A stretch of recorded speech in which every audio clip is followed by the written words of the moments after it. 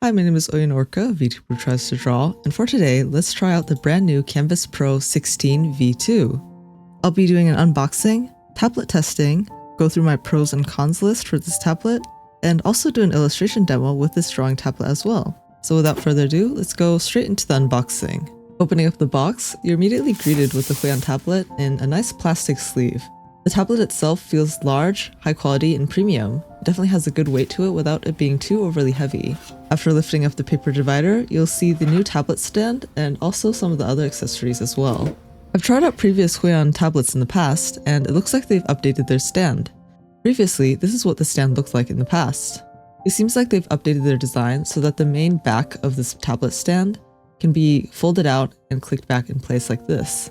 Putting that aside for now, we can open up this box, which includes the power adapter. We also have the pen and nib holder here, which includes 10 standard pen nibs inside, as well as a super nice drawing pen. This is the same pen used in the Kamvas 13 Gen 3, which I tried out recently. It includes 3 buttons on the side and is relatively tactile. And of course, you can put it inside the pen holder to hold your pen. I'll put that aside for now once again. Moving on, we have the 3-in-1 cables. And finally, we have this little box with different accessories inside, including a quick start guide, some label stickers for drawing tablet use, a microfiber cloth, and a drawing glove. And here's a quick pan through of everything included in the box. So once I've got the tablet all plugged in and set up, before I actually start using the tablet, something to note with this pen here is that before you actually use this drawing tablet pen, you'll need to change out the pen nib. The drawing tablet pen comes installed with this felt nib here, which is meant to only be used temporarily.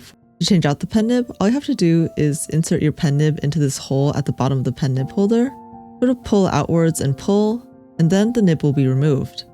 Next, I'll go ahead and pick out a pen nib from inside this pen nib holder, press against the tip a few times, and there you have it. Now the pen is ready to use. Now that our hardware is all plugged in and set up, let's go ahead and download the drivers. I've sent a beta version of this tablet. I did have some issues at first setting it up, but thankfully after reaching out to the team at Huion, I was able to get the correct driver for this tablet, and once I got that all set up, I didn't run into any further issues. The new Huion tablet driver is very minimal in design, and very clean and easy to understand. Under this driver here, you can adjust several settings, including the virtual keyboard settings, the press key settings, back up your device, any specific application settings, or just general device settings here. I'll first go ahead and adjust some settings around the tablet and also the pen. I also go ahead and adjust the shortcuts on the left side of the tablet here, and these are the shortcuts that I set it to. As I was playing around with the pen, I did notice that when adjusting the pen and scroll sensitivity, adjusting between low and high sensitivity seemed to not make that much of a difference, but I'm not sure if I'm just not being perceptive or if this is an issue on my own end. However, while I didn't notice much change for the pen and scroll sensitivity, the arguably most important part of the pen, which is pen pressure sensitivity, was really great. This is the exact same pen I got to try out on the Kamvas 13 Gen 3, and as always, the pen pressure sensitivity is really fantastic. You can adjust the pressure curve here under the pen settings until it's to your own liking. And so once I've adjusted the pen pressure sensitivity until it's something I'm satisfied with, let's go ahead and start testing out the pen and tablet. So I'll first go ahead and test out this tablet using a ruler to test for pen accuracy.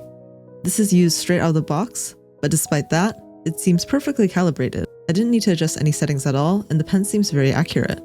There's practically no visible parallax, and the pen draws really smoothly. So without further ado, let's get straight into the drawing demonstration. And as I do so, I'll also go over my pros and cons list. So for the first pro, the tablet itself is of great build quality, as well as the pen.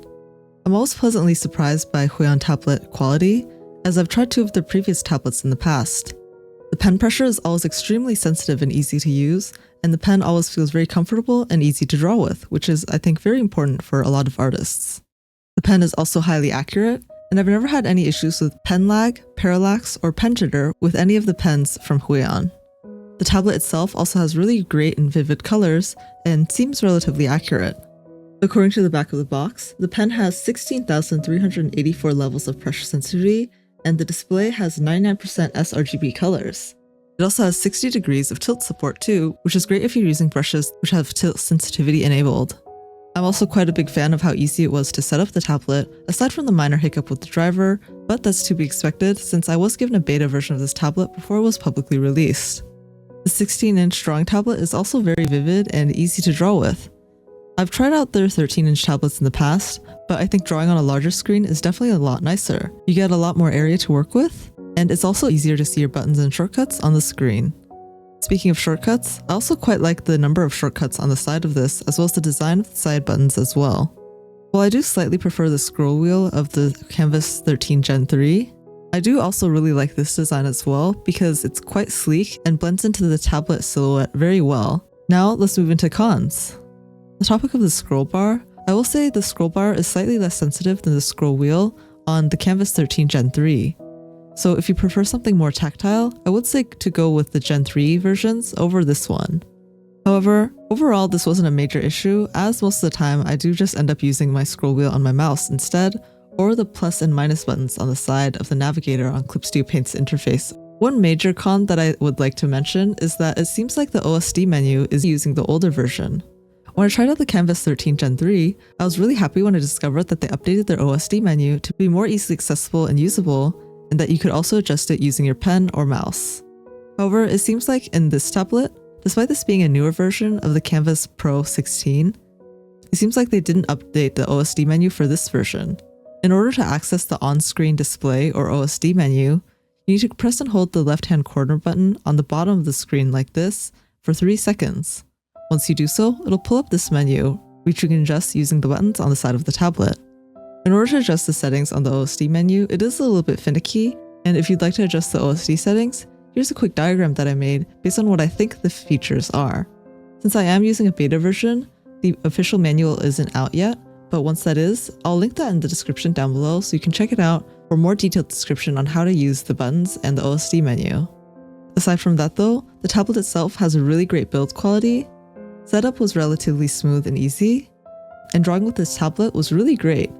I really enjoyed the drawing experience, and the pen was highly sensitive and really great to work with. I didn't have to deal with any lag or parallax or pen jitter, and drawing with it was as smooth as can be.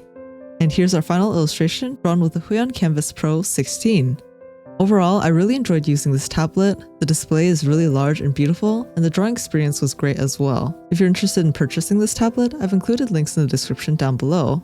And that's it. Thanks for watching, and I hope you found this video helpful.